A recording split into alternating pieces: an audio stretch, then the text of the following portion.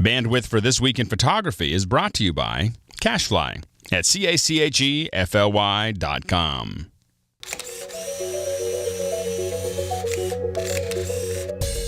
Hi, this is Scott Bourne, and today we're going to do part 2 in our series of studio lighting.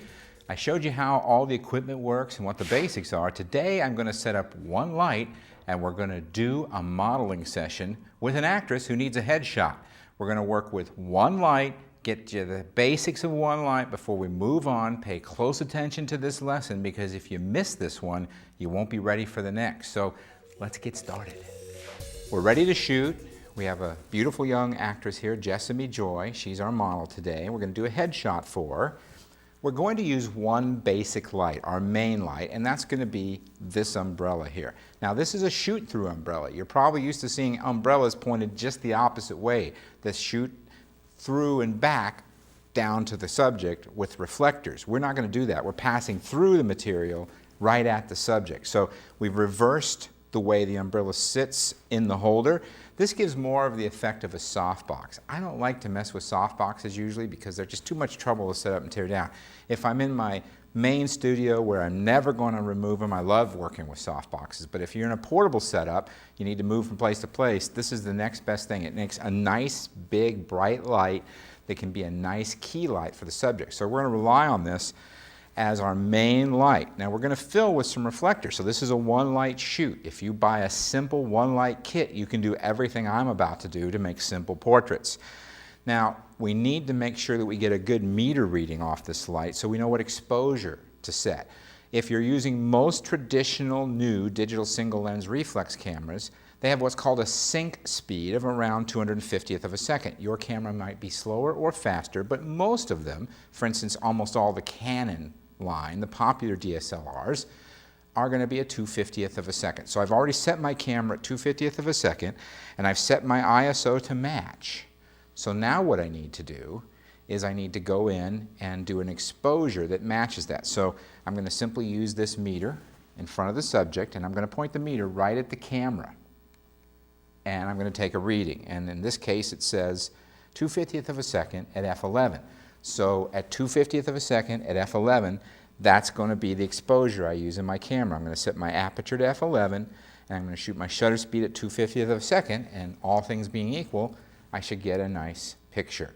Now I'm also going to add some reflectors, so we'll show you that in just a minute. As you're going to see when you look at the photograph that I make, the main light does a really good job of illuminating the model in this side of the face, but there's a little bit of shadow on the other side. That's where the reflector comes in, and I've stolen Girls Gone Geek Liana Lehua to be my assistant today. And what we want to do is punch a little bit of light as fill into this side of the model's face. Now you don't have to buy a fancy reflector. You can make one at home for $3, but if you want a nice one, this is one I would choose. So we're just with one light and one reflector here. We're going to fill this side of the face with the reflector. We're going to use the shoot-through umbrella as our main. And next segment I'm going to talk about positioning the light. Now I'm going to talk about positioning the light. That starts with where we position the umbrella relative to the head.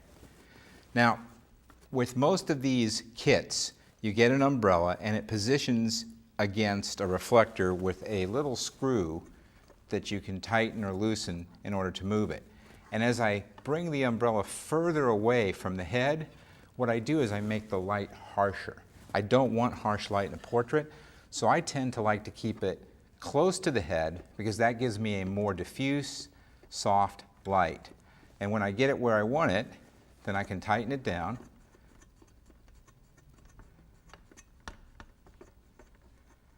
And then I have to decide where I'm going to position the light.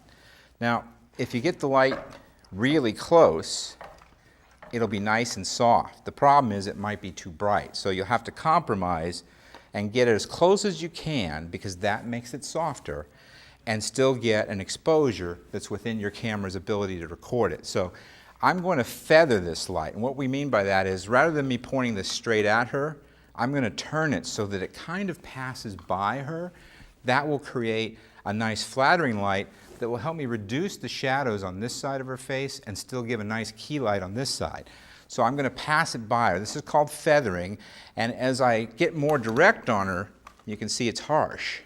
But if I move to this side and let it pass by, it's much more flattering. So that, combined with the reflector, will give us the light we need for the portrait.